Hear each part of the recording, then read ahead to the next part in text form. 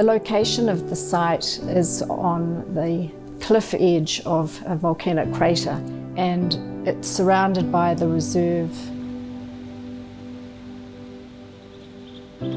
The brief from the clients was fairly simple for a family home with 3 bedrooms, but the one factor was to have all the living flowing out to one flush level, including the swimming pool and the lawn, which was a challenge on a site that was 1 in 3. The site is actually like a wedge of Parmesan cheese. We arrive at the fat end of the wedge. We have to travel up 5 metres to get to the flat area of the site.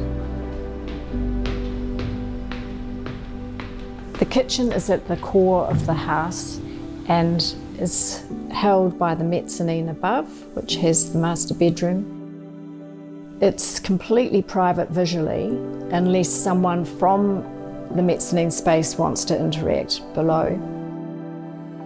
The pale gold blanket of cedar is the entire ceiling, and it glows and takes on beautiful light because of the folds of the roof.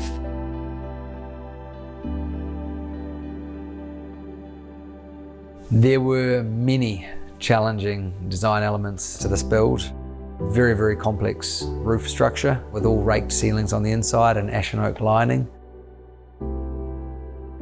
One of the main standout features of this house was how wherever you went on the property, the house always looked different from a different perspective with a lot of different angles and complexity.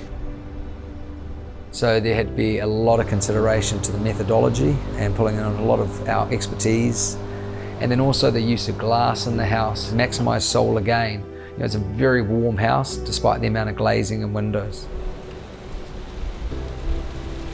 The living room bay windows engage immediately with the basin by not having a deck in front, but rather the sashes all sliding down or independently, so that you've got the immediacy of a deck, but you're still in your living room.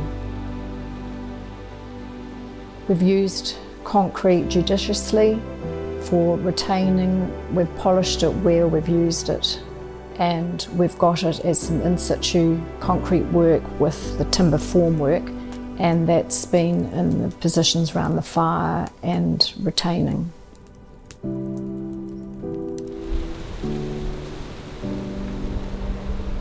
Architects are divergent thinkers. We're able to see the big picture. I would like to see architects involved more in governance, where they can address issues such as the urban sprawl, so that we can all live sustainably and everyone would actually have a better lifestyle.